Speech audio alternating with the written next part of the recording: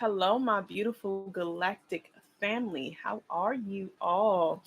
This is your celestial sis Iman coming with another entry for um, the welcoming home spirit. Okay. As you guys could see, I'm in a different location today, but I'm committed to bringing you all like this information. And because I'm so committed, no matter where I am, I'm going to make sure you all receive it because Spirit laid upon me to make sure that I am giving this information out at this particular time and I'm just being obedient to it. So I hope that if you all are out there and Spirit is guiding you to do something that is going to um, be a great asset to your individual growth as well as the holistic growth of the collective of those that you are supposed to touch out there in the world. I hope that you are following that calling. Okay. So, anyhow, we are going to keep going. And we're still reading from the same book, Welcoming Home Spirit. All right. And today we are going to focus on the topic of community. So I did a little prelude on Instagram as to what I was going to be touching on today. And I posed some questions about how important it is to have or be a part of a community that sees you, that sees your purpose, that sees your light, that guides you to, all the time, that returns you to your purpose. So nothing can truly guide you to your purpose. It's just a returning to home. And that's why I felt like it's very important for us to be reading Welcoming Home Spirit, because it's actually returning us back to the source energy. You're just welcoming back that part of you that was missing, that missing link, that missing key. And as the master metaphysical teacher, shall I say, as he will often say, his name is Steve Freeman L., that there are three missing keys to the melanated mind, and that is self identity, self revelation, and self actualization. So, if you are able to identify yourself, you're able to realize your life, and you're able to then actualize your reality. Okay. So, without further ado, because I want to keep this at least under 45 minutes today, I'm going to go ahead and get started with reading the book here for you, and then we'll, pretty much go through it as we normally do. Okay. So, community. In the village, community life is built upon spirit. We know that the spirit is constantly present. Spirit brings us clarity, provides inspiration, allows peace, and gives us all the blessings we need. In a sense, spirit is so incorporated in the fabric of community that it is impossible to disassociate the two. The presence of spirit in community makes it possible for community to be a guiding light to the tribe. So I love how she put that, because what she is saying here is that spirit and community, I'm sorry, excuse me, tribe and community are actually two different things, yet spirit is there to be able to conjoin the two. Okay, so spirit is all encompassing, spirit is all there is. And I like the way she differentiated between the tribe and also community, because you can be from a particular tribe, meaning your family, but that does not mean that you don't have something as an individual to contribute to a community. Okay, so you can have different people from all sorts of places that come together and create a community. That's what honestly makes a community a very valuable one, right? Because you want different perspectives. You don't want something that's all the same perspective, because you're not technically learning anything. You're not technically merging different aspects of energy together. So you want to make sure that, when you're developing a community, and if you want to do it in an African, ancient African sense, then those are very important things to uphold when you are looking to hold the community, to a certain level of integrity. Hold on, y'all. Hello, hello. Mic check. I don't know. I think I'm on. All right, keep reading. What is community? To better understand the term community,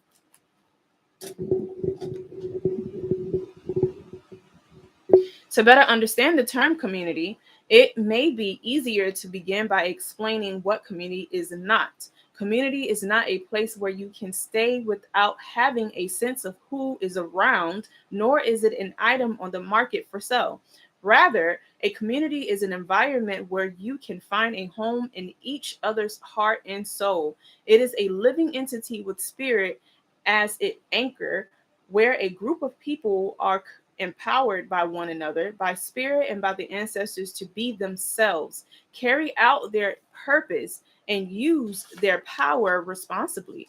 Without all these elements, community suffers from power struggles, irresponsibility, and lack of accountability. So I'm just saying, who does that sound like, you guys? Like, I feel like our reality in the West, if you all are a part of the Western reality, I feel like our reality is like this reflects our current state of being. Okay. And so I'm presenting this all to you because it takes just literally that one pebble to make such a huge ripple in the pond. And I'm hoping that you guys are receiving this well enough to be that pebble. Okay. Although there are no police to make sure people are applying these elements to their lives, everyone lives by one's own rules and the rules of spirit. The rules of integrity, honor, and honor the rules of integrity, honor, and responsibility towards spirit first and towards one another second. We cannot afford not to trust someone in the village. The rule of thumb is to trust people first unless they show you otherwise. This is why we do not have the contracts with one another or live in fear that others will falter. So we have adopted a outer or external aspect to what community or spirit is, right? Because if spirit is all encompassing, spirit just is, spirit also encompasses justice, okay? And with that being said, everyone has that natural compass when you are of a melanated source. And I'm not guiding anyone out of this particular space, but as a melanated being, we come with a natural and we come with a natural compass. And I am guiding this information towards the melanated beings mostly because we have been taught to go outside of ourselves and not understand this natural compass of morality that we have. Hence the word more, right? If we think about it, we are actually Moors. We come from high Moorish science, which are those who actually taught the Europeans. So it's time for us to actually regather and recalibrate and recenter who we are in order for us to take on this divine energy that spirit is giving to us right now. Okay. So I must say that having been raised under the trust everyone concept brought me many painful, although good lessons when I first started to live in the United States. Although no one is perfect, in today's world, in places where the sense of community has vanished, people too often think that humans by nature are bad, or even worse, evil.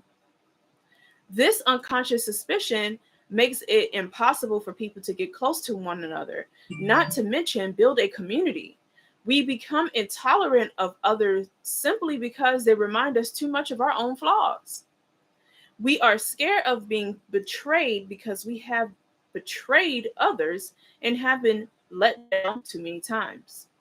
To build a community, we must learn to go beyond the cultural prisons and perceptions. Pause. I live in Miami, Florida. That particular line hit so hard for me because I dislike and I have a distaste for the simple fact that we are all melanated beings. But when it comes down to certain Caribbean aspects of our diaspora or our brothers and sisters, we often like to kind of like culturally separate ourselves. And it's like, wait a minute, we all come from one source, but we all divinely guide ourselves in a different manner, right? We all like, we express ourselves in different manners. So for me, that's what culture is. It's just an expression.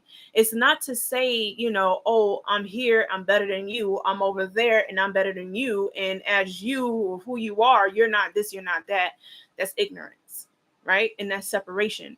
When as a melanated community and as an ancient African community, or ancient cosmic, because we can even go further beyond African or Africa and go back to the cosmos. As a ancient cosmic community, we actually were all one. Yes, there are different sectors of um, extraterrestrials, right? Because we all kind of like, we get our guiding spaces, which would, which or our guiding planes, shall I say, of existence, right? Which will all kind of like contribute to what a tribe or what a culture would be. But at the same time, at the end of the day, we are all going to return back to the whole, to the source, to the one, to the great mother. All right. I'll rest right there. Okay. We must make an effort to heal our wounded self so it does not stand in our way of creating community. We can learn a great deal from the way Mother Earth holds us all of us. Okay? The criminals, the saints, the weak, the strong, the rich, the poor, without rejecting us and always giving us a chance to start over. That's wisdom. Okay? The goal of community is to form a diverse body of people with common goals and empower them to embrace their own gifts, selves, and nature. Community holds a space for all its members to work at becoming as close to their true selves as possible, because that's the only thing that you're here for. You're only here to work towards your truest self. If you have not done any divine work towards your truest self, you are currently failing yourself. Only yourself. You are not failing your mother. You are not failing your father. You are not failing God. You are only failing yourself if you have not done any internal work to figure out exactly who you are and why you are here. Okay, we live a simultaneous, a dual reality. So it is your responsibility as a holistic being, as a being that is made in God's image, to express your divinity, your God divinity, as well as live out your human projection. Okay, spirit is a part of all of us.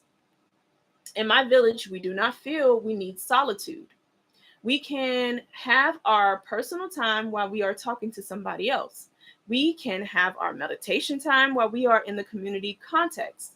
There is no need to be separated from the group to have solitude. Now, we are in a Western world. Things are a little bit faster here, no matter if you are even in the country. No matter if you are even in a very slow rural area. Things are a little bit different, okay? But I digress and I shall read on. So anyway, before I do that, the reason why I brought that up is because we are in a different time warp, time zone. So with that being said, we would just have to adjust and adapt to what our circumstances are until we are able to culturally or communally shift it. Okay. Solitude already exists within the group. It's a part of the whole. When we start to divide or separate, it means that something in the world is not working for us. Because we have permission to be ourselves within the community, we have no need for solitude.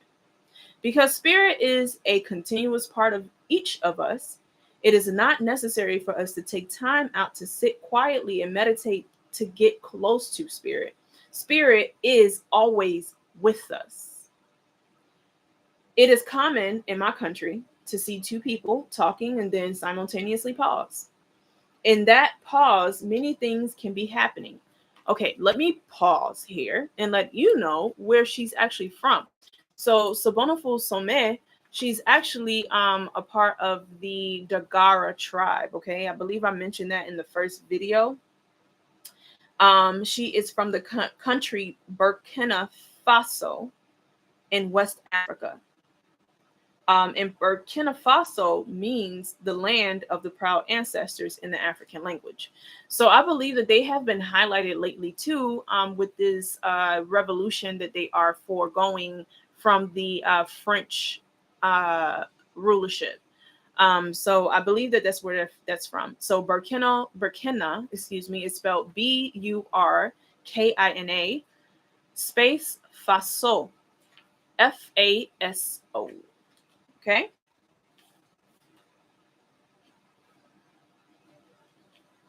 They can be meditating or they can be having personal time to tune in. But people will never say, I have to go be alone. It's a foreign concept. It just doesn't fit. If you say you need to be alone in our village, people will wonder, what is not working out for you that you have to be alone? What is happening that I should know how to support you? A changing Africa has brought a lot of pressure in the life of our people. Every year when I return home, I find that a new aspect of modern life has been brought to the village. However, many things such as family, community, leadership structure remain the same. We don't have a leader or a chief whom everybody follows. Instead of leaders, our guides are spirit and ancestors.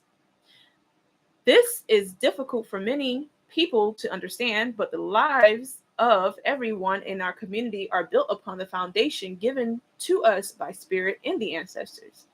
This forces us not to only be our own police, but also to take responsibility and to be accountable. It is not up to an individual to take care of someone else's wrongdoing. Rather, it is up to the spirit and the ancestors. Therefore, no human being can possibly judge you. Does that sound familiar? We're steadily judged here. We have something called a judge. Oh, time to return back home, y'all. Okay? Provoking thought. All right. So, where did I leave off? And because we don't like reporting to these forces, we make sure we don't fall into our own traps. When conflict does arrive, people do not run away or move into a new community. They see the conflict as a timely gift sent by spirit to clear obstructions in their lives. Conflict is a way to boost closeness in our intimate lives with others. Without conflict to crack open hidden thoughts, meanings, and energies, and without the meanings of dealing with conflict, a community is bound to stagnate and eventually cease to exist. Conflict, in a sense, is the barometer of a community. So that means that it keeps our track, right? Conflict is kind of like that thing that keeps the balance going, right? The way we deal with conflict tells us about our state of maturity and where we are as individuals, as a community. So I love this because as opposed to you trying to figure out how to better yourself as an individual or continuously be gaslighted, the community will come not necessarily to your individual rescue, but what they will do is they will turn into the spirit, right, which is inside of us to guide us as to how to accept, but also work on this communal conflict. Because you are a part of the community. When you are a part of the community, you are a part of the whole. And if you are a part of the whole, this means that we all have a certain level of integrity to abide by that will get us to a certain level of understanding so that not only you are transmuting energy and being able to kind of like heal, industrial things, not only you as an individual, but this helps us as a whole. Because if something is bothering me, if I know that I have a jam or something is damaged inside of me, or I know that I have an energy blockage, you are representing that energy blockage as my sister, or excuse me, as me, as your sister or your brother. I'm going to say, hey, I'm recognizing something in you. Let's go ahead and go to spirit so we can understand how to come to a holistic agreement, okay, with what is actually going on. I hope that made sense to you guys. The ruling forces that exist in the Dagara tribe are spirit, that's where she's from, the Dagara tribe, are spirit and ancestors. Because they are able to see past, present, and future, because they are able to be impartial at all times, those are the ruling forces. Because in our human aspect, we are not able to see past, present, and future. We are only able to see, we are only able to experience past, which we bring to the present that creates the future. Okay. But when you take it to spirit, when you take it to source, source is able to boop, boop, boop, boop, join it all together and cease it in the present. Instead of you trying to take it as a human being and fragment the past, the present, and the future. That's going to boggle your goddamn mind. That's why a lot of us are having mental health issues, because we're trying to figure it out on our own when it's supposed to be a communal thing. You as an individual, yes, you have to be able to identify spirit in you in order to know who is your tribe, in order to know who feels right as your community. That is your individual space. But when it comes down to the full, baby, spirit got it. Okay? The ancestors got it. The source got it. Big Mama got it. I shall proceed. Human beings are subject to judgments, influences, and mind changes. Ancestors or spirits are not. An individual who has committed a crime will most certainly be put in the spotlight by the ancestors.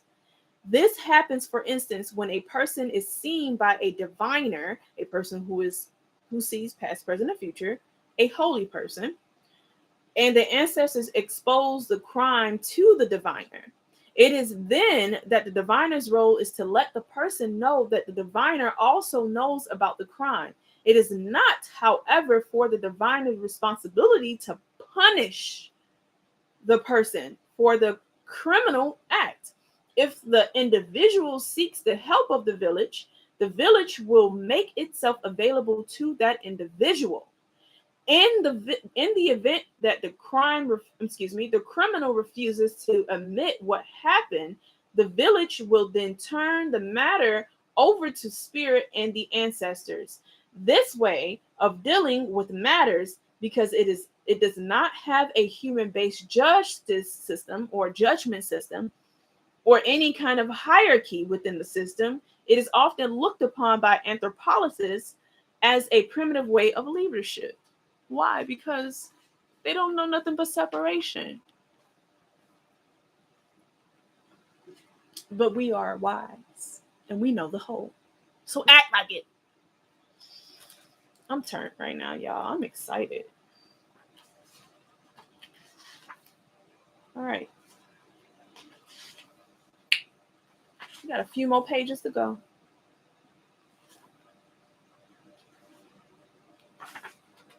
Contributing to the whole. I'm going to probably stop trying to talk so much and just get through the reading and see if I can remember exactly what's being said. Okay.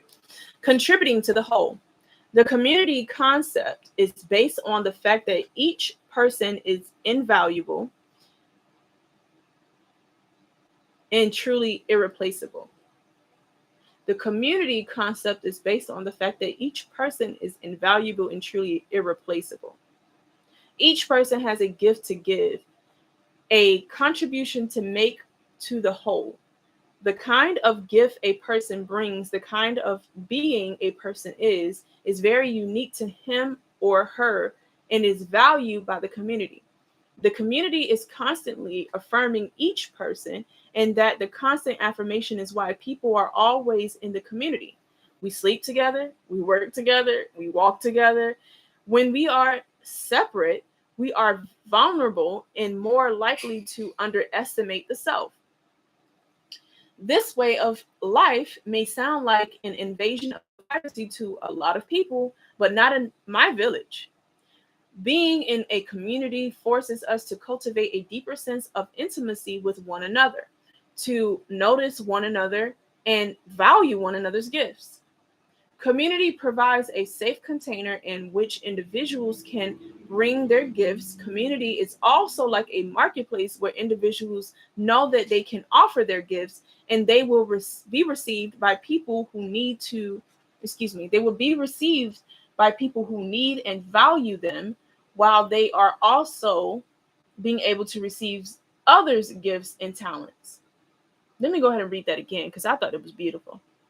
Community is like a marketplace where individuals know that they can offer their gifts and they will be received by people who need and value them, while they are also being able to receive others' gifts and talents. The spirit of community is like a big home in which all its members can find a sense of belonging. For community to work, it takes the commitment, dedication, and input of all involved. It must be based on spirit as its main guide and driving force. I know the concept of community with spirit as its guide may be difficult to understand. As you continue to read this book, however, you will discover a deeper understanding of how to incorporate this concept into your own life and community. In recent times, the word community has been misused and battered, so it does not always bring positive connotations. Many people in Western society experience community as an entity that deprives and invalidates them rather than supporting and validating them. However, the, the energy that invalidates self, spirit, and others is always present in a place that lacks community. Again, however, the energy that invalidates self, spirit, and others is always present in a place that lacks community or that lacks the knowledge of spirit or the wisdom. You can have the knowledge, but knowledge without wisdom means nothing. Okay? I can see places in Africa that are becoming modernized where this invalidating energy is present because they have become disconnected from community, spirit, and their ancestors. For example, in my village, people are happy when someone receives something because everyone knows that it can be used and shared by the community. Whereas in some cities and villages, there are beginning to be a sense of jealousy surrounding the material. People who do not want others to have more than they have. Coveting things, and even the awareness and recognition of who has more than others have strong potential to destroy community. What is frightening for me is that as the elders die, the old ways tend to die with them. This is why they say in Africa, an elder dies, it's like a whole library has been burned down because they hold the wisdom, not just the knowledge, but the wisdom. The internet gives you knowledge, but the internet cannot give you wisdom. Settle in on that. All the wisdom and knowledge goes with that person. Wow. It's just saying that, right? When I go back to Africa, I don't stay in the cities and talk about my experiences in the US. I go back to the village to be with the old ways because the village is where life happens and my community welcomes me home. There have been attempts to educate our youth about the dangers of losing community. Many people from the West who have experienced the kind of damage and destruction and validating energy can do to a community have joined our elders in the process of educating our youth. And when you go to the cities of Africa and you inquire about going to the villages, many people, especially young people, are baffled at the idea of Westerners wanting to be associated with what they call deep Africa. They look at you as if you are crazy. For them, it is incomprehensible that a person who was born and raised in a city in the modern world would want to abuse themselves with the with the meteor with the mediocre, Jesus Christ, want to abuse themselves with the mediocre kind of life that one has in a village. They understand that education and schooling means of learning to forget the African. Let me relax. They understand that education and schooling is a means of learning to forget about Africa and its community lifestyle, including everything involved with it.